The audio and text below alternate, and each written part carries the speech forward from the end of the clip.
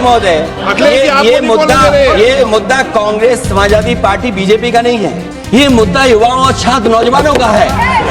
आपने इनको बुलवा दिया, क्या समझौता कर लिया आपने? क्या आपने क्यों नहीं बोलने दिया हमें? आपको मैंने बोलने के लिए कहा। छात्रों की नहीं सुनी जाएगी तो सड़कों पे आएंगे। और जो सरकार ने व्यवहार किया है, इस्तीफा तो क्या है? इस्तीफा तो जब चाहेंगे तब मंत्री ले लेंगे, सदन के बाद ले लेंगे। लेकिन सवाल ये, जो छात्रों के साथ व्यवहार हुआ है, उनके हाथ तोड़े, सर तोड़ा, उनके कपड़े फाड़े, क्या बेटियों के कपड़े फाड़ेंगे आप? लोकसभा में आज ऐसा क्या हुआ कि अखिलेश यादव स्पीकर ओम बिरला पर ही भड़क गए?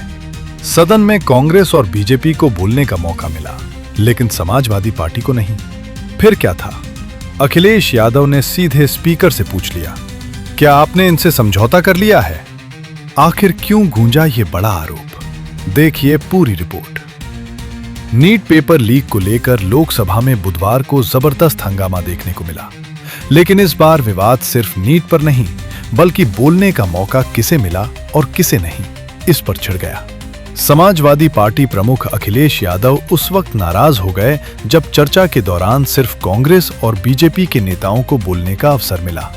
अखिलेश ने सीधे स्पीकर ओम बिरला से सवाल दाग दिया, आपने कांग्रेस को बोलने दिया, बीजेपी को बोलने दिया, क्या आपने सीम धौता कर लिया है? हमें क्यों नहीं बोलने दिया? ये लड़ाई सिर्फ किसी पार्टी की नहीं, देश के करोड़ों छात्रों और युवाओं की है।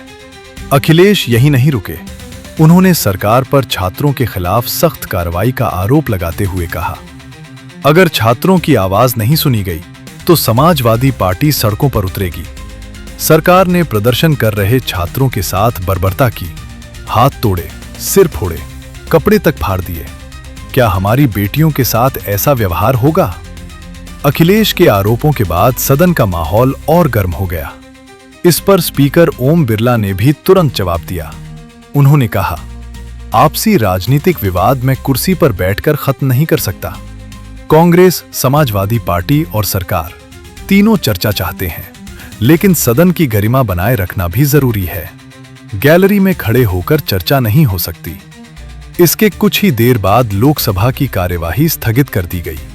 वहीं प्रधानमंत्री आवास के बाहर विपक्ष के प्रदर्शन का जिक्र करते हुए अखिलेश यादव ने बड़ा बयान दिया।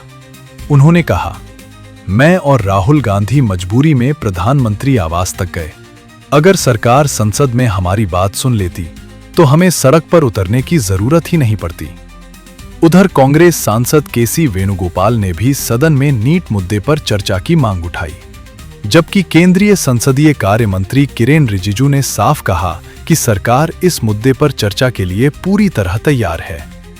अब बड़ा सवाल यह है, क्या नीट पर संसद में गंभीर चर्चा होगी या फिर सियासी टकराव ही छात्रों के मुद्दे पर भारी पड़ेगा? अपनी राय हमें कमेंट करके जरूर बताइए।